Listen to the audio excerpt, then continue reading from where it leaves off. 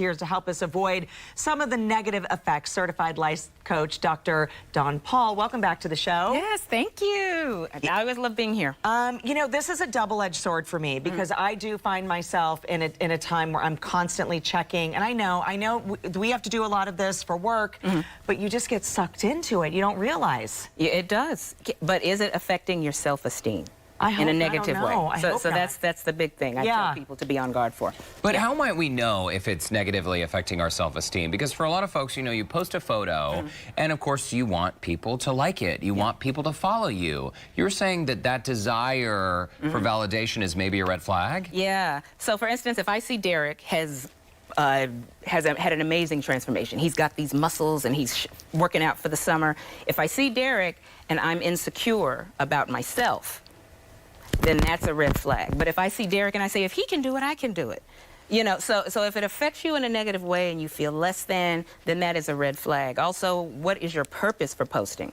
Are you posting to promote your business, to market, or are you promoting because you're trying to compete with someone? So those are things. What is your purpose for posting? I think that's very good because I think, too, a lot of times, you know, the bad photos never get posted. Oh, no. The bad days really don't get posted. Right. It's the filtered, it's the, I look good in that one, or this amazing thing happened to me today. We have to remember that life on social media isn't exactly real life sometimes. Oh, yes. Yeah, you cannot allow unreality, really things that are not realistic, to impact your reality, or allow something that's counterfeit to allow how you feel. You know, it's a lot of faking and shaking going on. So I'm going to be honest. Smoke and mirrors, What are some of the things we need to be mindful of when it comes to relationships? Because for a lot of folks, the last thing they do before bed is they're on their phone, they put it down, they wake up in the morning, they immediately reach for their phone. Problematic or not?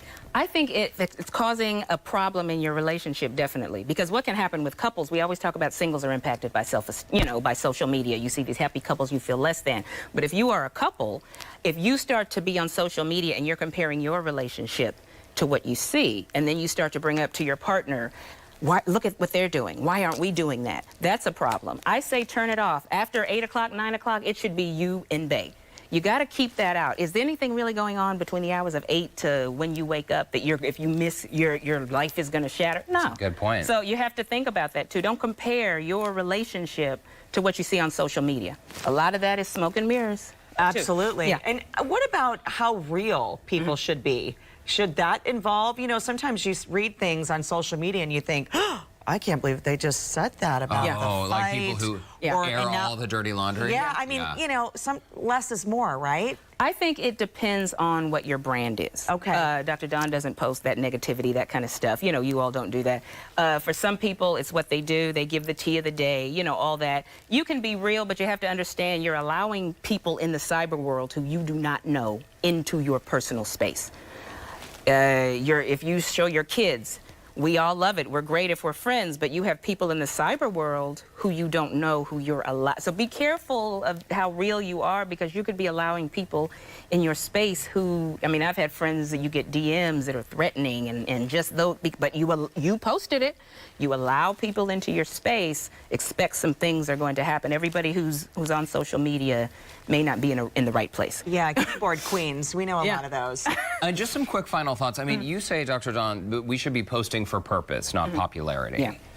What is your purpose for posting? Are you posting to promote your business, to promote Houston Life? Are you promoting your business and what you do, accolades? There's nothing wrong with that. But if your purpose for posting is because you don't feel good about yourself, if you're posting because you need validation, if that's going to make you feel good today, then that is a red flag. And if it is, get help. Dr. Dawn can support you, but also therapy, counseling, because it's deep-rooted issues as to why it affects you like that. So you need therapy or counseling as well. All right, we're out of time. We got to leave it there. Dr. Dawn, great to see you. And as always, if you would like to connect with Dr. Dawn or any of our guests, you can just visit the Scene on Houston Life section of our website.